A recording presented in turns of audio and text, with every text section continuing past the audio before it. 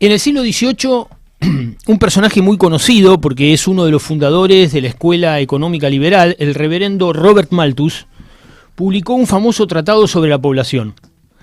En ese tratado, Malthus explicaba que las sociedades agrícolas, o sea, las sociedades dedicadas principalmente a la agricultura y a la ganadería, el problema principal que existía era el aumento de población cruzado con la cantidad de alimentos disponibles.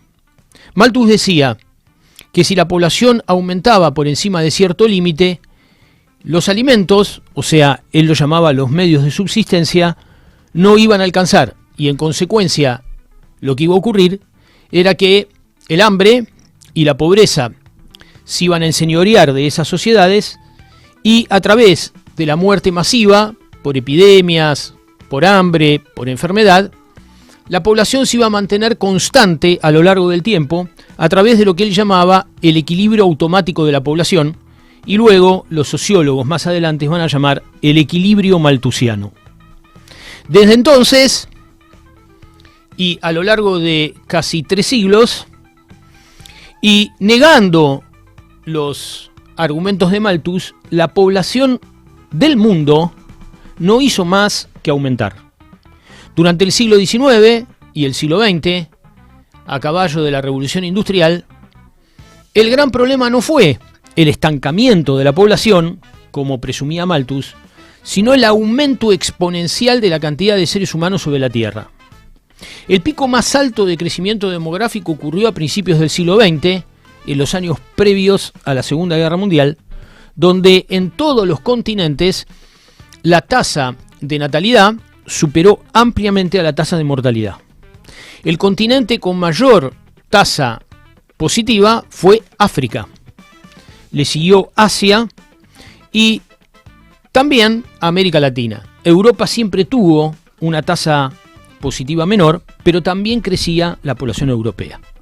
Y entonces, a mediados del siglo XX, la gran discusión era qué iba a ocurrir en un mundo en donde la tasa de natalidad aumentaba tan rápido.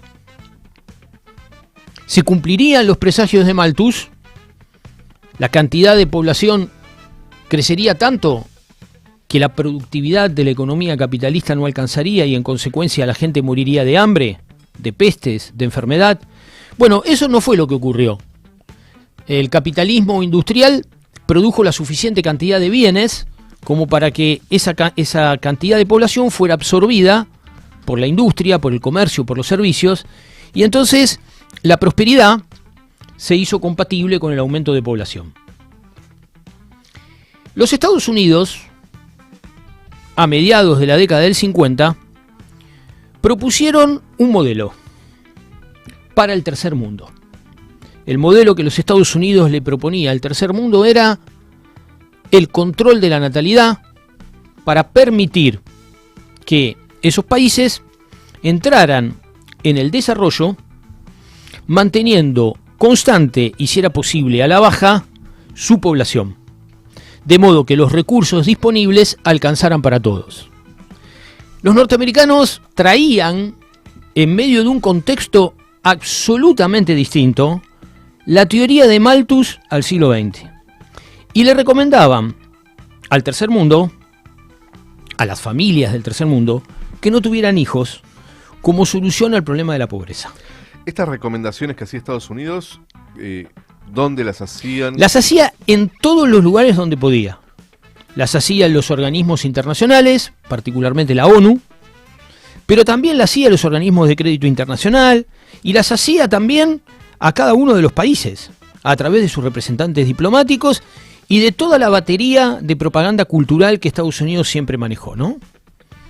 Entonces, era muy interesante esto porque en un mundo que demográficamente explotaba, donde la población crecía exponencialmente, la principal potencia del mundo recomendaba al tercer mundo, a los pueblos del tercer mundo, que la solución frente a la pobreza, el hambre y el subdesarrollo era sencillamente que la gente dejara de tener hijos y no que se produjera inversión, desarrollo tecnológico, ¿no? Y se profundizara el proceso de desarrollo. Estados Unidos pregonó esto de forma constante y consecuente hasta hace apenas una década. Y todas las explicaciones que los países centrales dieron al problema de expulsión de población desde el tercer mundo hacia el primero, es decir, el famoso problema de las migraciones, estuvo centrada en que el argumento era que el subdesarrollo de la periferia no permitía sostener localmente a una población creciente. Por lo tanto, decían los voceros del capital financiero, los voceros del gobierno estadounidense y de la Unión Europea, que había dos caminos.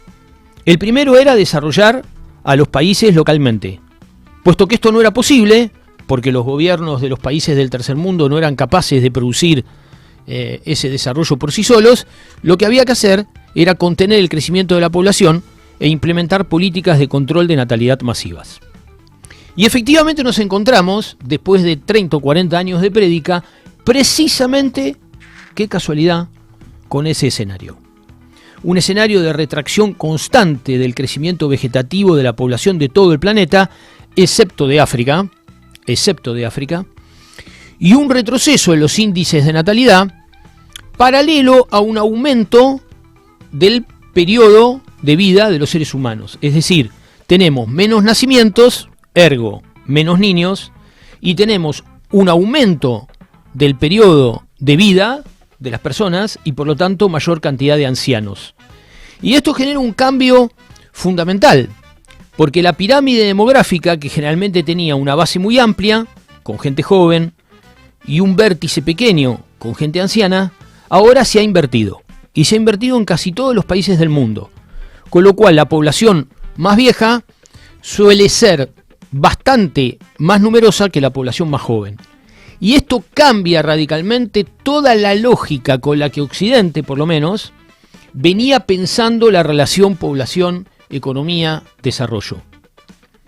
Déjame decir que en Argentina la situación siempre fue muy particular, porque nuestro país es un país vacío, un país que tiene muy poca población en relación a su territorio y, por otro lado, un país que tiene a su población muy concentrada en un territorio pequeño y grandes extensiones de territorio vacío.